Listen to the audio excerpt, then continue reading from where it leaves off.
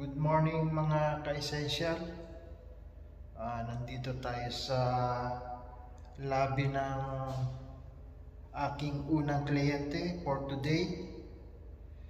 Ang oras ng visit ko sa kanya is 8 o'clock, pero kwan pa lang, quarter to 8. So mag-antay muna ako ng mga 15 minutes bago ako pumatok sa unit niya mamaya. So nandito ako sa lobby. Palipas oras at ngayon, easy lang muna tayo. Ayan. Yung lobby nila ganito lang. Isang building na 4 na palapag. Yung client ko is nasa 3rd floor. So 8 o'clock ko siya pupuntahan, first client. Ayan, pakita ko sa inyo mamaya yung hallway nila. Pero nandito tayo ngayon sa lobby. Maliit lang yung building.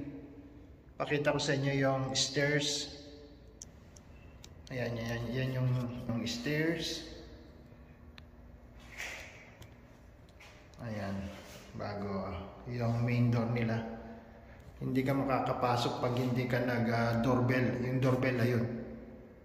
Ibabaser mo yung client bago ka makapasok. Ang ginawa ko, sumabay ako doon sa isang residente dito na palabas. Kaya nakapasok ako. Baka tulog pa yung client. Kaya hindi ako nag-baser. Ayan, yan yung labas.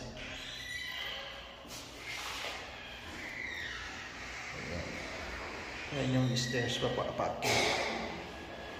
Mamaya pakita ko sa inyo yung hallway bago ako pumatok sa client ko.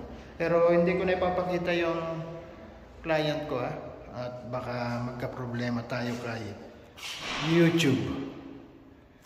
Hingi tayo ng consent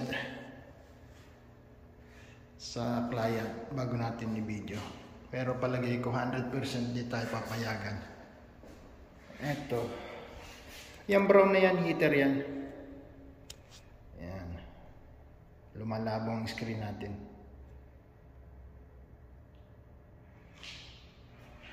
Yung stairs pataas, stairs yung pababa pupuntang basement. Papuntang parking at saka yung sa laundry nila.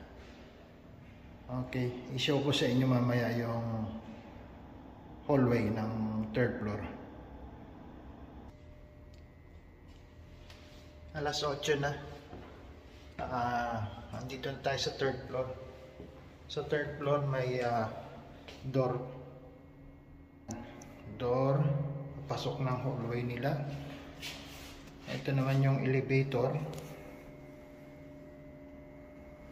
Yung mga disabled na hindi na makalakad or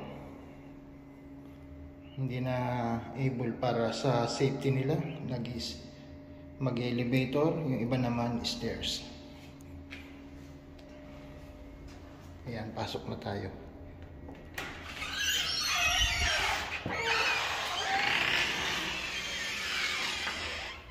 Ayan, ito yung hallway ng client ko.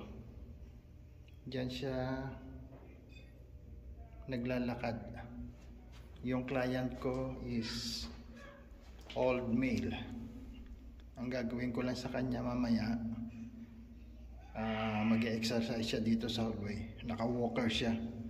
10 times siya maglalakad dito bago babalik na sa room niya, sa unit niya. Ngayon, mag-aalmusal. Bago ipipix ko lang yung bed niya, bago ako umalis, tapon ko yung basura. Yun lang, 1 hour visit lang. And then pupunta na ako sa iba kong client. Ayan. Nandito ako sa hallway nila, 3rd floor. Mag-exercise yung client ko. At i-assess ko lang siya. Naka-walker siya. Nakalalay lang ako. Just in case na matumba siya, maalalayan ko. Bago yung unit niya, nandito na yung unang pinto sa kaliwa. Ayan, yung unang pinto. Kakatok na ako. Sige, see you later ha. Few moments. Pababa na tayo. Natapos na yung 1 hour visit. Sa kabila tayo bababa. Tatapon natin itong basura. Basura ng kliyente ko. Open natin yung door. Dito tayo sa kabilang exit. Stairs. Ayan, tapon natin itong basura. Tapos nang mag-exercise yung matanda.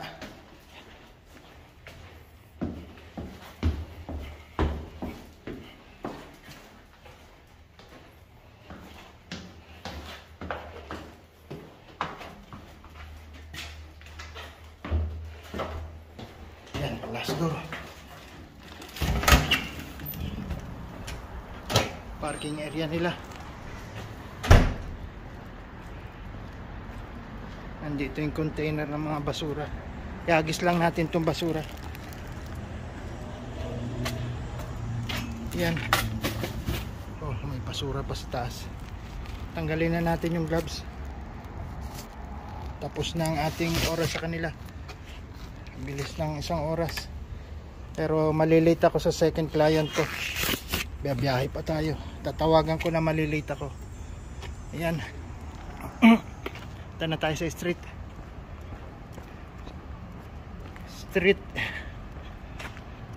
Dalawang option.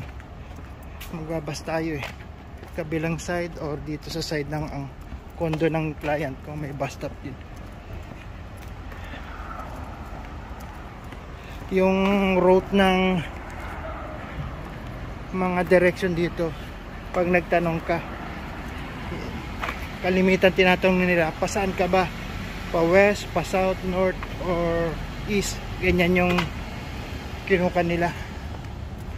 Itong sasakyan na yan, pa north yan. Yan.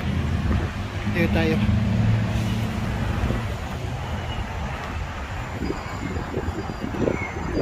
Pwede tayo magpa north, kaya lang 3 sakay tayo ng bus papunta sa next client.